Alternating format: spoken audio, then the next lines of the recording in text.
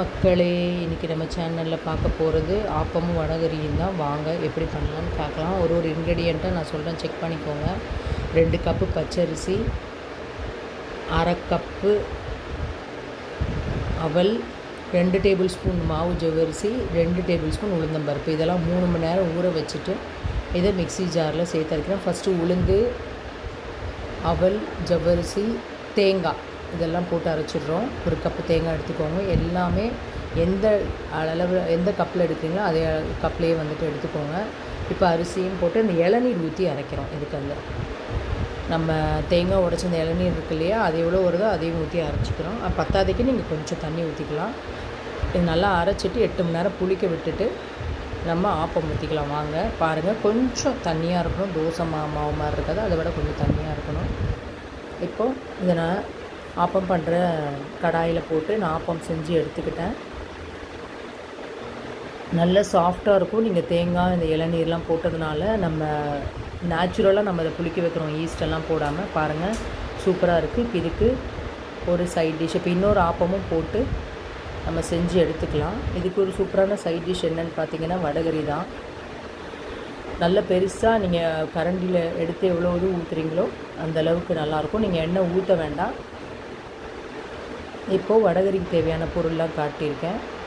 இப்போ இதில் என்னென்ன போட்டு அரைக்கிறோன்னா, இஞ்சி, வரமிளகா, கல்லுப்பு, ஒரு 2 மணி நேரம் ஊற வச்ச கடலைப்பருப்பு ஃபஸ்ட்டு வடைக்காக வேண்டி அரைக்கிறோம். இது நல்லா நரன்னு அரைச்சிக்கணும். கெட்டியாக தட்டி ரொம்ப நைஸாக அரைக்கக்கூடாது. நரன்னு அரைச்சிக்கணும். இந்த வடை பதத்துக்கு பார்த்திங்களா. இப்போ இது நம்ம நல்ல எண்ணெய் ஊற்றி அது நல்லா சூடானதும் அப்புறமா நம்ம பொரிச்சிக்கலாம். ஒரு பக்கம் இருக்கட்டும். இதில் இப்போ வடகரிக்கு தேவையானது கிரேவி இருக்குல்ல, அதில் இஞ்சி, பூண்டு, ஒரு 4 வெங்காயம், கொஞ்சமாக புளி, ஒரு 4 தக்காளி. ஏன்னா என்கிட்ட மீடியம் சைஸ் இருந்ததுனால இதெல்லாம் போட்டு நல்லா வதக்கிக்கிறோம். ஸோ எண்ணெய் காஞ்சிடுச்சு. இன்னொரு பக்கம் நான் அந்த வடையெல்லாம் போட்டு பொரித்து எடுத்துக்கிறேன். வடகரிக்கு தேவையானது. இந்த கேப்பில் நமக்கு வெங்காயம், தக்காளி வதங்கிடும். இப்போ இதில் உப்பு, 1 டீஸ்பூன் மிளகாப்பொடி, ஒரு 1.5 டீஸ்பூன் 2 டீஸ்பூன் தனியா பொடி போட்டு நல்லா வதக்கிக்கிறோம். இப்போ இந்த வடை பொரிஞ்சிடுச்சு. இது நம்ம எடுத்து வச்சுக்கிறோம். ஹாஃப் வதங்கல் இருக்கணும் அந்த வடை, ஃபுல்லாக கிறிஸ்பியாக நீங்கள் பொரிக்கக்கூடாது. இப்போ இதை நம்ம ஆற வச்சு இது நல்லா அரைச்சிக்கிறோம்.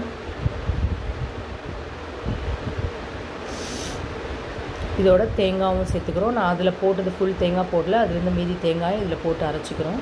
இப்போ பாருங்கள், நல்லா அரைச்சாச்சு. இப்போ என்ன பண்ணுறீங்களா, அதே கடாயில் என்ன பண்ணுறீங்கன்னா, நம்ம வெங்காயம் தக்காளி வதக்கின கடாயிலே சீரகம், சோம்பு, பட்டை, கிராம்பு, பிரிஞ்சி இலை இதெல்லாம் போட்டு நல்லா வறுத்துக்கிறோம். அதுக்கப்புறம் நம்ம இந்த அரைச்ச பேஸ்ட் அதில் போட போகிறோம். ஆப்பத்துக்கு சூப்பரான சைட் டிஷ் இது. One of the super side dish இது, நல்லாயிருக்கும். இப்போ நீங்கள் அரைச்சதை போட்டுட்டு நல்லா கொதிக்க விடணும். நீங்கள் ஒன்று அந்த வெங்காயம் தக்காளி வதக்கும் போது உப்பு போட்டுக்கலாம், இல்லைன்னா இப்போ கூட உப்பு போட்டு நீங்கள் அதை மிக்ஸ் பண்ணிக்கலாம் கிரேவியை. இப்போ மிக்சிக்குள்ளே கொஞ்சம் தண்ணி ஊற்றி இந்த கன்சிஸ்டன்சி அட்ஜஸ்ட் பண்ணி நல்லா கொதிச்சிருச்சு. இப்போ இதில் என்ன பண்ணுறீங்கன்னா, அடுப்பை ஆஃப் பண்ணிவிட்டு தேங்காய் பால் ஊற்றிடுறோம். பாருங்கள், இந்த வடையை சின்ன சின்னதாக பிச்சு போடுறோம், அப்போ தான் ஊறும். பார்த்திங்களா, அடுப்பு ஆஃப் பண்ணிட்டு தேங்காய் பால் ஊற்றிட்டேன். சுவையான வடகரி கிரேவி ரெடி ஆயிடுச்சு. இது ஆப்பத்தோடு நீங்கள் சர்வ் பண்ணிங்கன்னா ரொம்ப நல்லாயிருக்கும். நீங்களும் வீட்டில் ட்ரை பண்ணி பார்த்துட்டு சொல்லுங்கள். Thank you friends.